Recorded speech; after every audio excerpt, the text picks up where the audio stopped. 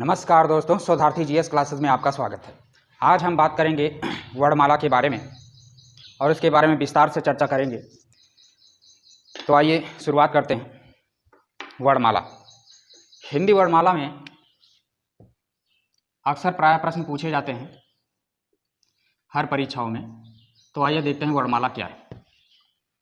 वर्णमाला की अगर हम बात करें तो हम कह सकते हैं कि वर्णों के व्यवस्थित एवं क्रमबद्ध समूह को वर्णमाला कहते हैं। तो वर्णों के व्यवस्थित एवं क्रमबद्ध समूह को वर्णमाला कहते हैं। तो अगर आपसे आज से पूछे कि वर्णमाला किसे कहते हैं, तो वर्णों के व्यवस्थित एवं क्रमबद्ध समूह को क्या कहते हैं? वर्णमाला कहते हैं। अगर हम बात करें कि वर्णमाला में टोटल लिपियां कितनी होती हैं, तो टोटल 52 लिपियां हैं। कितनी लिपियां हैं? 52 लिपियां हैं। और इसको कहते हैं देवनागरी लिपि। क्या कहते हैं? देवनागरी लिपि कहते हैं। और जो आपकी संस्कृत होती है वो ब्राह्मी लिपि की होती है, और जो हिंदी है उसको देवनागरी लिपि कहते हैं। टोटल 52 अक्षर हैं। आइए देखते हैं वो कौन कौन से 52 अक्षर हैं। देखो, यहाँ आ से लगा करके ह्रस्व आ हो गया, दीर्घ आ हो गया, ह्रस्व ई हो गई, दीर्घ ई हो गई, ह्रस्व ऊ हो गया, दीर्घ ऊ हो गया, री हो गया। फिर इसके बाद ए, ऐ, ओ, औ, अन और ये आ। तो ये टोटल अगर हम देखें तो इनकी संख्या कितनी हो गई? 13 हो गई। अब वर्णमाला में किस आधार पर 11 और किस आधार पर 13, वो हम आगे चर्चा करेंगे। फिलहाल में यहाँ पर भी लिपि के बारे में बात कर रहे हैं। जब सर बताएंगे तो आपको क्लियर करेंगे वहाँ पे। उसके बाद यहाँ से व्यंजन शुरू होते हैं। तो व्यंजन की अगर हम बात करें तो ये का, खा, गा, घा, अंगा, चा, छा, जा, झा, इया, टा, ठा, डा, ढा, अड़ा, ता, था, दा, धा, ना, पा, फा, बा, भा, मा। उसके बाद ये वर्गीय व्यंजन कहलाते हैं, इन्हीं को कहते हैं स्पर्श व्यंजन, और इनकी संख्या टोटल 25। ठीक है, आगे देखते हैं। उसके बाद या, रा, ला, वा। फिर उसके बाद तालव्य सा, मूर्धन्य सा, दंत सा और यह हा। इसको तालव्य सा कहते हैं, इसको मूर्ध सा कहते हैं, और इसको दंती सा कहते हैं। मूली गाजल सलजम वाला मत बोलिए, क्योंकि आप वर्णमाला पढ़ रहे हैं। उसके बाद क्या होता है, इनको कहते हैं अंतस्थ व्यंजन, और इनको कहते हैं ऊष्म व्यंजन या संघर्षी व्यंजन। और उसके बाद है छा, त्र, ज्ञा और ये श्रा। अगर ये इनकी संख्या 13 हो गई, इसकी 25 हो गई, और 4 तियाँ 12, ये 12 इनकी संख्या हो गई। अगर हम टोटल को जोड़ना चाहें तो अगर हम जोड़ेंगे तो ये हो गए 13 और ये हो गए 25 और ये जोड़ेंगे 12। तो 5 3 8 और 2 10 हो गया। 2 2 4 और 1 5 50 हुए। लेकिन यहाँ पर लिखा है आपका कितने लिपियाँ हैं? 52 लिपियाँ हैं देवनागरी लिपि में। अब ये दो और कौन से हैं? देखो, दो और शब्द कौन से हैं। ये है आपका डा और उसके नीचे बिंदी, और ढा और उसके नीचे बिंदी। तो 50 और ये 2 टोटल कितने हो गए? 52 संख्या हो गई। अब देखो, इनका प्रयोग और इन दोनों का प्रयोग अलग अलग होता है। देखिए, जैसे यहाँ पर लिखा हुआ डा का प्रयोग अगर हम देखना चाहें तो डा को अगर हम देखें तो जैसे लिखते हैं आप डमरू। क्या लिखते हैं? डमरू। या हम लिखते हैं डलिया। ठीक है, तो यहाँ पर देखिए इसका प्रयोग डा जैसा होता है। लेकिन अगर हम डा के नीचे बिंदी रख दें, और इसके अगर उदाहरण हम देखना चाहें तो जैसे लिखा हुआ लड़का, इसके नीचे बिंदी लिखते हैं। लड़का है, लड़की है, ठीक है, पड़ा है, पेड़ है। तो यहाँ पर देखिए डा पढ़ा जा रहा है डमरू, और यहाँ पर पढ़ा जा रहा है लड़का। तो डा और यहाँ पर अड़ा पढ़ते हैं। अगर इसकी बिंदी हटा दें तो ये लड़का ना होकर के लड़का हो जाएगा। ठीक है, तो इस तरीके से ये दो भिन्न हो गए। अगर हम इसकी बात करें ढ़ा की, तो यहाँ पर हम ढा पढ़ते हैं, लेकिन यहाँ पर ढा पढ़ते हैं। आइए देखते हैं, इसके उदाहरण भी देख लेते हैं। डा का अगर हम देखें, ये ढा का, तो जैसे हम लिखते हैं ढक्कन। क्या लिखते हैं? ढक्कन।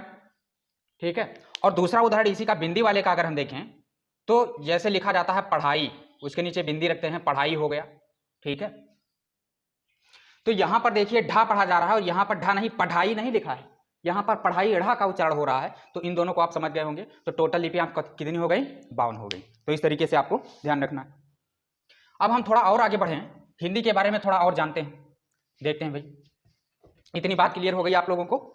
चलिए ठीक, अब बात करते हैं हम वर्ण की। तो वर्ण की अगर हम बात करें तो हम कह सकते हैं कि ध्वनि की सबसे छोटी इकाई को वर्ण कहते हैं। तो ध्वनि की सबसे छोटी इकाई को क्या कहते हैं? वर्ण कहते हैं, या हम कह सकते हैं वाक्य की सबसे छोटी इकाई को वर्ण कहते हैं।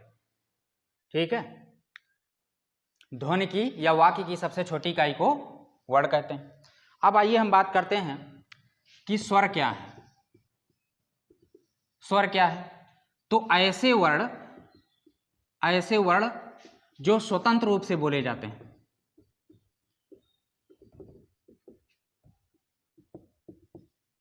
तो ऐसे वर्ण जो स्वतंत्र रूप से बोले जाते हैं उनको क्या कहते हैं? स्वर कहते हैं। कहने का मतलब यह है कि इनके उच्चारण में किसी व्यंजन का सहयोग नहीं लिया जाता, ये अपने आप में स्वतंत्र होते हैं। तो स्वर ये हो गया आपका। अब आइए देखते हैं स्वर के भेद कितने हैं। स्वर के भेद अगर हम देखें तो कई प्रकार से इसको विभाजित किया गया है। तो आइए देखते हैं स्वर के भेद। तो पहला अगर हम देखें तो पहला स्वर का प्रकार आपका हो जाएगा उच्चारण काल के आधार पर। किस आधार पर? उच्चारण काल के आधार पर। दूसरा है उत्पत्ति या हम कह सकते हैं रचना के आधार पर।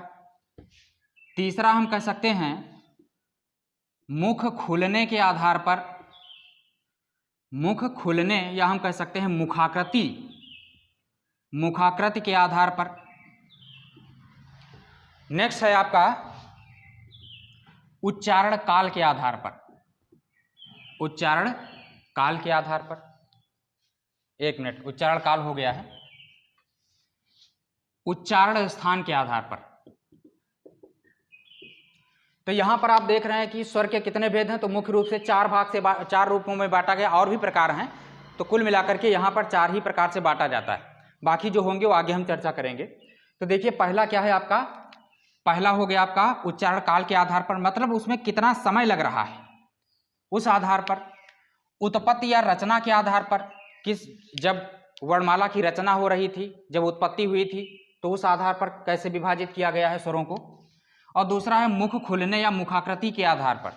कुछ ऐसे स्वर होते हैं जिनमें जो है बहुत ज़्यादा मुख खुलता है, कुछ में बहुत कम खुलता है, और कुछ में मध्यम रूप से खुलता है। तो उसको हम देखेंगे कितने प्रकार के हैं। उच्चारण स्थान के आधार पर वो कहाँ से निकलते हैं, गले से निकलते हैं जिसको कंठ कहते हैं, या मूर्धा से, तालु से, दंत से, ये हम देखेंगे। तो अगर हम उच्चारण काल के आधार पर देखें तो ये दूसरा हो गया, ये तीसरा हो गया, और ये चौथा हो गया। उच्चारण काल के आधार पर अगर हम देखें तो देखिए कितने प्रकार के हैं।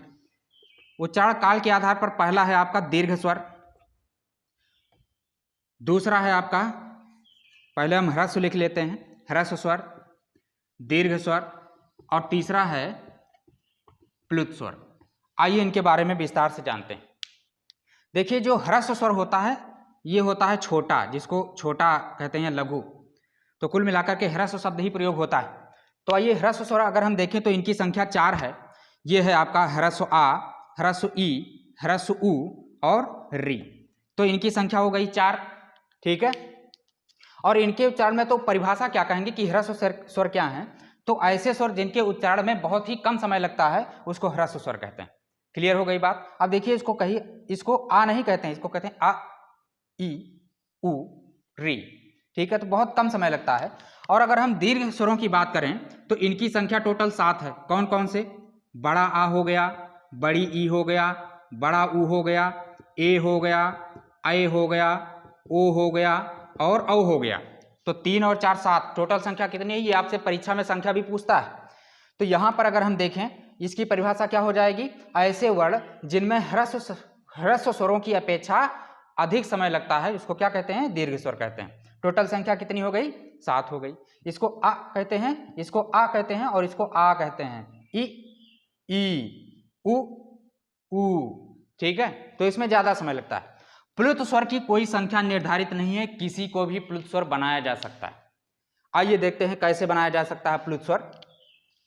देखो एक कहानी है, जो लोग गांव में रहते हैं तो गांव में देखा होगा कि पिताजी पहले क्या होता था, जब मोबाइल नहीं हुआ करते थे तो लोग बाहर निकल जाते थे टाइम पास करने के लिए। तो पिताजी पता चलता था कि सुबह निकल के गए चाय वाय पी के, और बाहर पकड़िया के नीचे क्या कर रहे हैं? ताश फेंट रहे हैं, पूरी जो है मंडली लगी हुई है। अब 12 बज गया, 1 बज गया, 2 बज गया, और पिताजी घर से गायब, और मम्मी को टेंशन। अब मम्मी जी, अब आप लोग छोटे हुआ करते थे बिल्कुल, और मम्मी कहती थी जाओ पापा को बुला के लाओ और यहाँ खाना वाना बना के रखे हैं, अभी नहीं आए। अब मम्मी बेलन में तेल लगाए बैठी हुई है। तो हुआ क्या, तब आप लोग बुलाने जाते तो मोबाइल होता नहीं था, तो एक अड्डे पर गए, दूसरे अड्डे पर गए, नहीं मिले, पता चला पिताजी तीसरे अड्डे पे हैं। तो क्या क्या होता है, अब आप लोग पुकारना शुरू करते थे। क्या पुकारते थे? पापा। तो इस तरीके से देखिए आ का उच्चारण बहुत देर तक हो रहा है। अब मान लीजिए मम्मी गायब हो गई, प्रपंच करने बगल वाले पड़ोसी के यहाँ निकल गई, है ना, वहाँ देखा होगा औरतों की मंडली वगैरह लगती है। तो अब पिताजी कह रहे हैं मम्मी को बुलाओ। तो अब आपने जब पापा कहा तो पापा में क्या हुआ, पापा में बड़ा आ आपका प्लुत स्वर हो गया, ये दीर्घ उच्चारण चिन्ह है, तो यहां पर आ हो गया प्लुत स्वर। लेकिन अगर मम्मी गायब, कौन गायब है? मम्मी अगर गायब है तब क्या होगा? तो अगर मम्मी गायब है तो आप क्या कहेंगे? मम्मी। इस तरीके से बहुत देर तक जितनी फेफड़े में ताकत होती थी उतना हम जोर लगा देते थे, तब जाकर के कम से कम 51 बार पुकारना पड़ता था, तब जाकर के मम्मी निकल के आती थी, और पिताजी कम नहीं थे। तो अब क्या हुआ, तो यहां पर अब बड़ी ई क्या हो गया? प्लुत स्वर हो गया, क्योंकि अब देखो इनकी और इनकी, इन दोनों की अपेक्षा सबसे अधिक समय जिसमें लगे उसको क्या कहते हैं? प्लुत स्वर कहते हैं। ठीक है, अब मान लो यहां पर ई प्लुत स्वर हो गया, यहां पर आ प्लुत स्वर हो गया।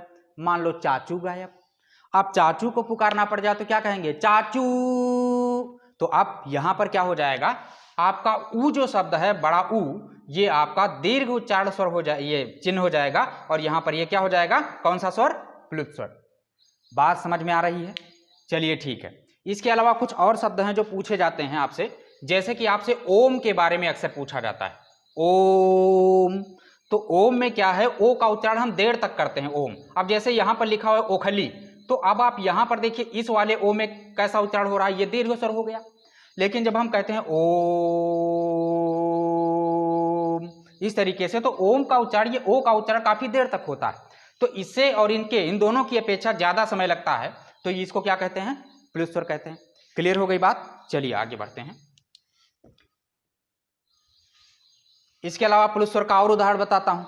जैसे हेमा मालिनी की जब मूवी आती थी तो आप देखते थे, या और पुरानी मूवी में क्या होता था, जब कोई अपशगुन हो जाता था, कोई गलत काम हो जाता था, जैसे मान लीजिए एक हीरो है और साथ में एक्ट्रेस है, हीरोइन है।